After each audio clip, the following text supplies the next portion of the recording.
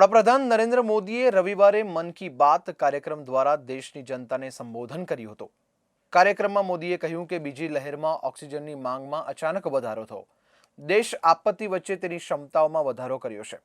હવે આપણે પહેલા કરતા 10 ગણો વધુ ઓક્સિજન ઉત્પાદન કરી રહ્યા છે। ભલે ગમે તેટલો મોટો પડકાર હોય, પણ ભારતના વિજયનો સંકલ્પ એટલો જ મોટો છે। સેવા, ભક્તિ અને શિસ્ત દેશને દરેક વાવાઝોડાથી બહાર લાવ્યો છે। નૌકાદળ, ભૂમિદળ અને વાયુસેનાના તમામ સૈનિકો કોરોના સામેની લડાઈ લડી રહ્યા છે। આખો દેશ તેના માટે ગર્વ અનુભવે છે। વડાપ્રધાને કહ્યું કે ફ્રન્ટલાઇન કામદારો, ડોક્ટરો અને નર્સો સતત કામ કરતા હતા અને આજે પણ કરી રહ્યા છે। મને આ યોદ્ધાઓની ચર્ચા કરવા વિનંતી કરવામાં આવી છે। બીજી લહેરમાં ઓક્સિજનની માંગમાં અચાનક વધારો થયો। અનેક પ્લાન્ટ પૂર્વના ભાગોમાં છે, જ્યાંથી તેને પહોંચાડવાનું મુશ્કેલ છે। मेरे प्यारे देशवासियों, चुनौती कितनी ही बड़ी हो, भारत का विजय का संकल्प भी हमेशा उतना ही बड़ा रहा है। देश की सामूहिक शक्ति और हमारे सेवा भाव ने देश को हर तूफान से बाहर निकाला है। हाल के दिनों में हमने देखा है कि कैसे हमारे डॉक्टर्स, नर्सेस और फ्रंटलाइन वॉरियर्स, उन्होंने खुद की चिंता छोड़कर दिन रात काम किया और आज भी कर रहे हैं।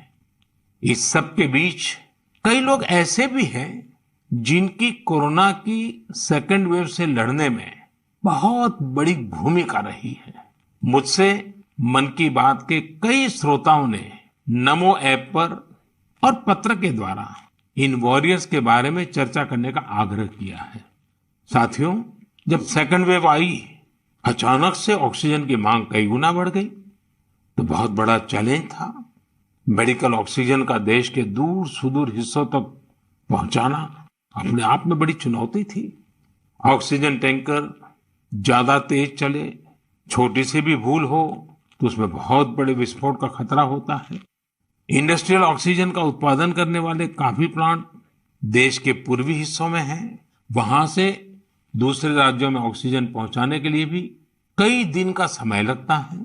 देश के सामने आई इस चुनौती में देश की मदद की क्रायोजेनिक टैंकर चलाने वाले ड्राइवर्स ने, ऑक्सीजन एक्सप्रेस ने, एयरफोर्स के पायलट्स ने, ऐसे अनेकों लोगों ने युद्ध स्तर पर काम करके हजारों लाखों लोगों का जीवन बचाया। आज मन की बात में हमारे साथ ऐसे ही एक साथी जुड़ रहे हैं, यूपी के जौनपुर के रहने वाले श्रीमान दिनेश उपाध्याय जी। दिनेश जी, नमस्कार। सर जी, प्रणाम। सबसे पहले तो मैं चाहूंगा कि आप जरा अपने बारे में हमें जरूर बताइए। सर, हमारा नाम दिनेश बाबुलनाथ उपाध्याय है। मैं गांव हसनपुर, पोस्ट जमुआ, जिला जौनपुर का निवासी हूं सर। उत्तर प्रदेश से हैं? हाँ सर जी। और सर, हमारा एक लड़का है, 2 लड़की और औरत और माँ बाप।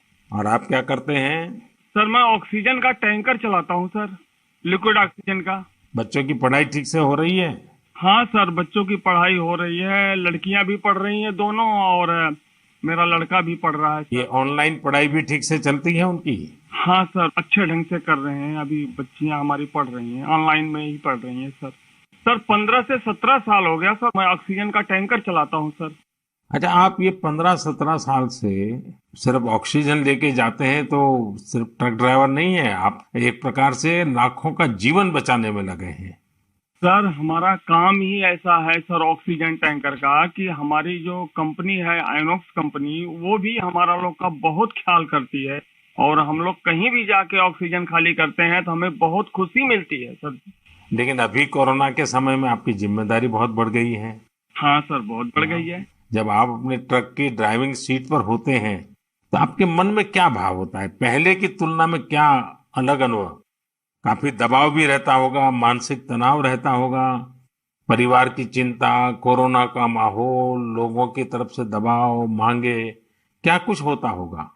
सर, हमें कोई चिंता नहीं होता। हमें खाली यही होता है कि मैं अपना जो कर्तव्य कर रहा हूँ सर जी, वो हम टाइम पे लेके, अगर हमारे ऑक्सीजन से किसी को अगर जीवन मिलता है तो ये हमारे लिए बहुत गौरव की बात है। बहुत उत्तम तरीके से आप अपनी भावना व्यक्त कर रहे हो।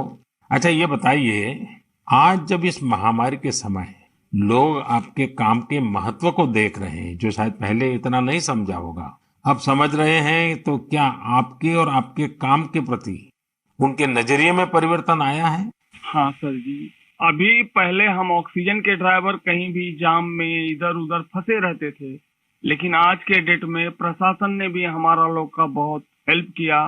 और जहां भी हम जाते हैं, हम भी, हमारे अंदर से एक जिज्ञासा आती है, हम कितने जल्दी पहुंच के लोगों की जान बचाएं सर।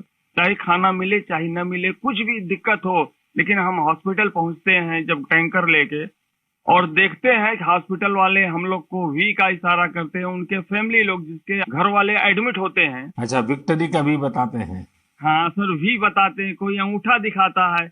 हमको बहुत तसल्ली आती है हमारे जीवन में कि हमने कोई अच्छा काम जरूर किया है, जो मुझे ऐसा सेवा करने का अवसर मिला है सर। सारी थकान उतर जाती होगी। हाँ सर, हाँ सर।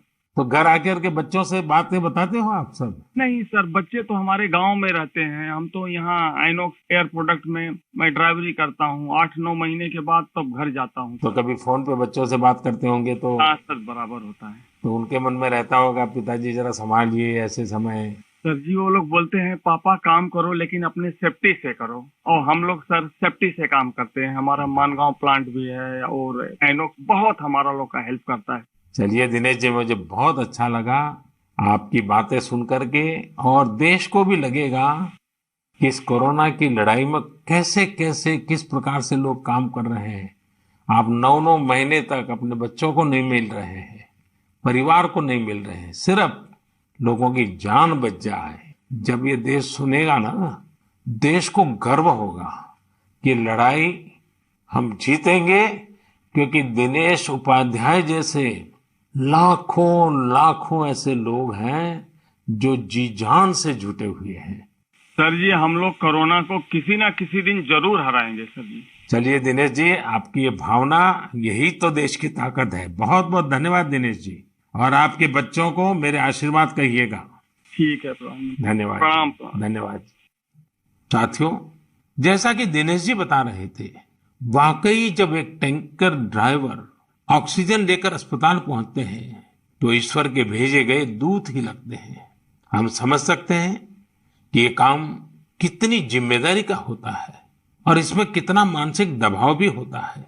साथियों, चुनौती के इसी समय में ऑक्सीजन के ट्रांसपोर्टेशन को आसान करने के लिए भारतीय रेल भी आगे आई है।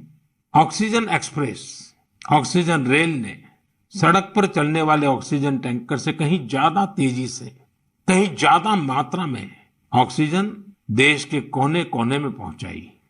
माताओं बहनों को यह सुनकर गर्व होगा कि एक ऑक्सीजन एक्सप्रेस तो पूरी तरह महिलाएं ही चला रही हैं। देश की हर नारी को इस बात का गर्व होगा। इतना ही नहीं, हर हिंदुस्तानी को गर्व होगा। मैंने ऑक्सीजन एक्सप्रेस की एक लोको पायलट शिरीषा गजनी जी को मन की बात में आमंत्रित किया है। शिरीषा जी, नमस्ते। नमस्ते सर, कैसे है सर? मैं बहुत ठीक हूँ शिरीषा जी। मैंने सुना है कि आप तो रेलवे पायलट के रूप में काम कर रही है, और मुझे बताया गया कि आपकी पूरी महिलाओं की टोली ये ऑक्सीजन एक्सप्रेस को चला रही है। शिरीषा जी, आप बहुत ही शानदार काम कर रही हैं। कोरोना काल में आपकी तरह अनेक महिलाओं ने आगे आकर कोरोना से लड़ने में देश को ताकत दी है। आप भी नारी शक्ति का एक बहुत बड़ा उदाहरण है। लेकिन देश जानना चाहेगा, मैं जानना चाहता हूँ कि आपको ये मोटिवेशन कहाँ से मिलता है? सर, मुझको मोटिवेशन मेरा फादर मदर भी है सर। मेरा फादर गवर्नमेंट एम्प्लॉय है sir. Actually I am having 2 elder sisters. We are 3 members, ladies only. But my father giving very encourage to work. My first sister doing government job in bank work, and I am settled in railway. My parents only encouraging me. अच्छा शिरीषा जी, आपने सामान्य दिनों में भी railway को अपनी सेवाएं दी हैं, ट्रेन को स्वाभाविक चला है। लेकिन जब ये एक तरफ ऑक्सीजन की इतनी मांग, और जब आप ऑक्सीजन को लेके जा रही है, तो थोड़ा जिम्मेदारी भरा काम होगा, थोड़ी और जिम्मेवारी होगी। सामान्य गुड्स को ले जाना अलग बात है, ऑक्सीजन तो बहुत ही डेलिकेट भी होती है चीजें। तो क्या अनुभव आता था? मैं हैप्पीली फील किया ये काम करने के लिए। ऑक्सीजन स्पेशल देने के टाइम में सभी देखिए सेफ्टी का wise, formation wise any leakage है। नेक्स्ट इंडियन रेलवे भी सपोर्टिव है सर, ये ऑक्सीजन चलाने के लिए मुझको ग्रीन पाथ दिया ये गाड़ी चलाने के लिए। 125 किलोमीटर 1.5 आवर में रीच हो गया।